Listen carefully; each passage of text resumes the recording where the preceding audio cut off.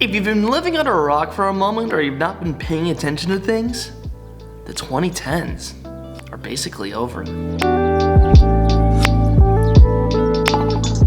Hey everybody, welcome back to the vlog. My name is Richard and it is my goal to help you make a living and a life as a creative professional.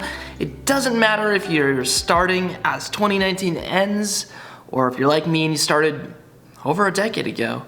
We're all in this together and I want to be a resource that you can use to achieve your dreams and goals in life. And on today's episode of the vlog, we're talking about my goals for 2020 and what I hope to accomplish in this new year, and more importantly, how I hope to get this new decade, the 2020s, off to a great start.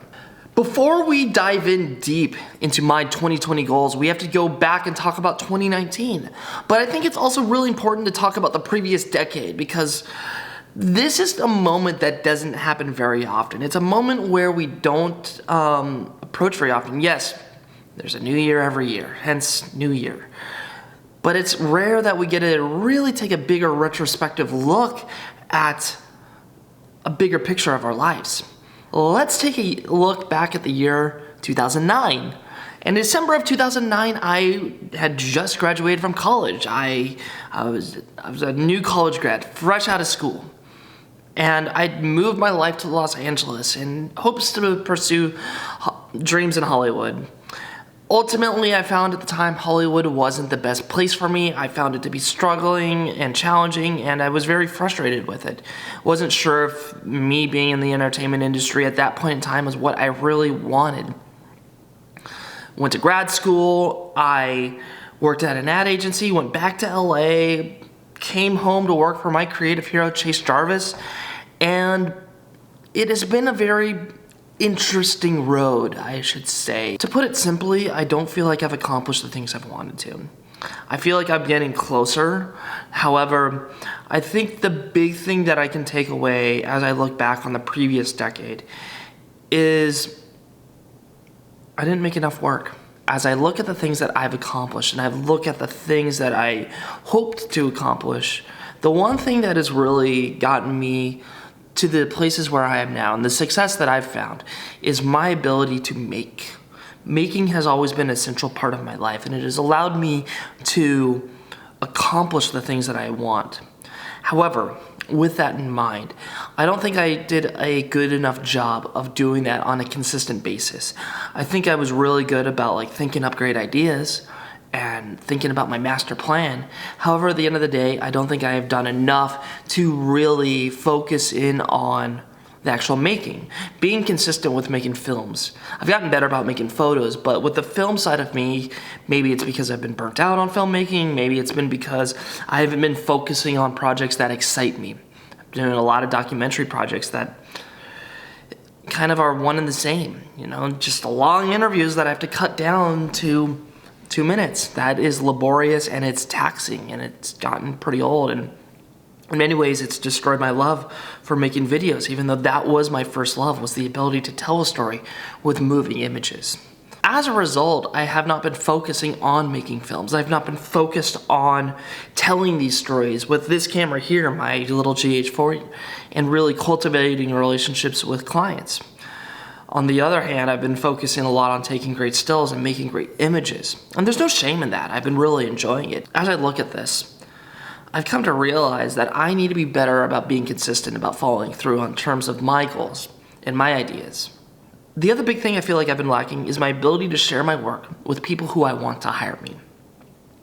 What I find really funny and interesting, and not in a funny ha-ha, but a funny, peculiar way, is the notion that I have a master's degree. I have a master's degree in advertising. I should be good at marketing myself. I should know how to get my work out there in front of the people that I want to hire me. However, what I've found through my experience over the last 4 or 5 years is I get really scared in doing that. I get nervous in the notion of putting my work out there and trying to create genuine conversations around the work that I've been involved with. I've been sending far too many emails that are Helvetica and the point size of 12 that really don't move the needle.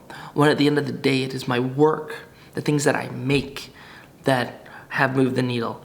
And the other big thing I feel like that is I really need to be better about is networking. Every single one of my jobs that I've gotten since graduating from grad school 5 years ago has been on word of mouth marketing.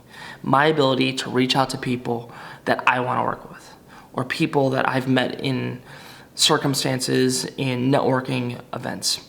It has never been about me sending an email. Those have never gotten me to where I have hoped to go.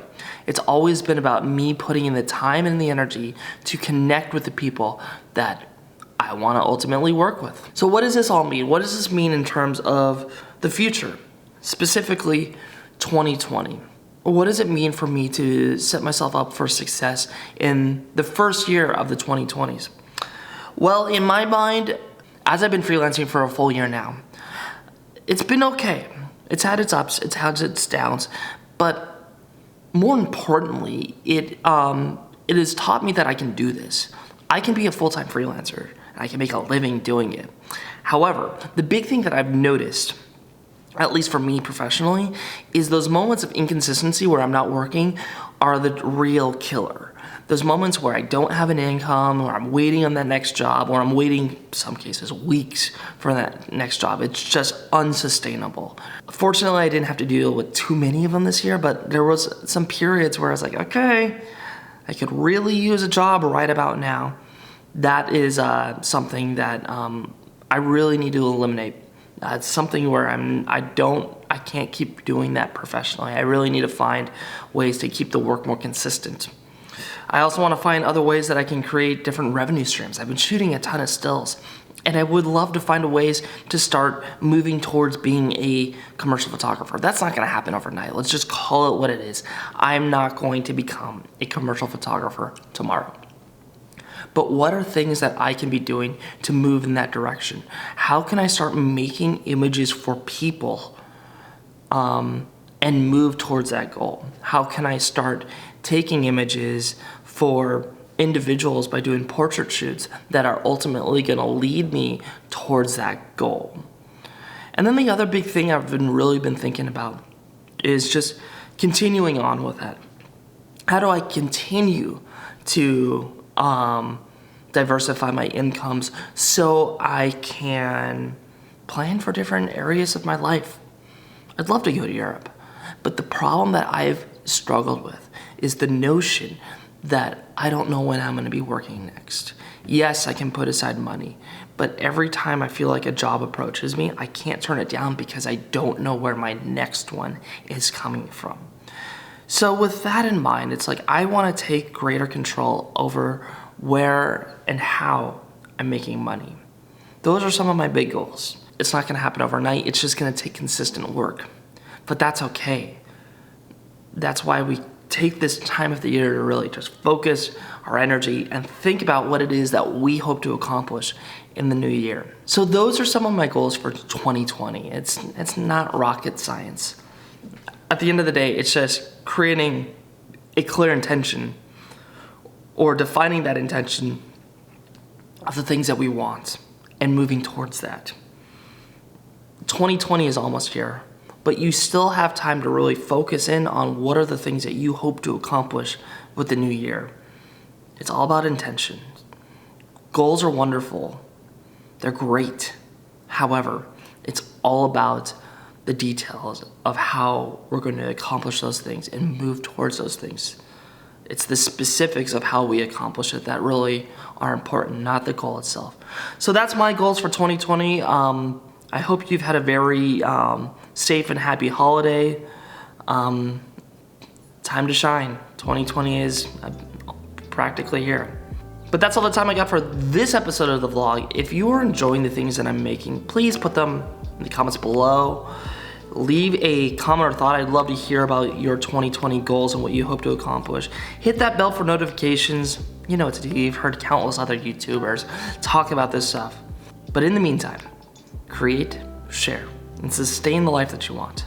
Get out there and make some awesome work. Thanks, guys.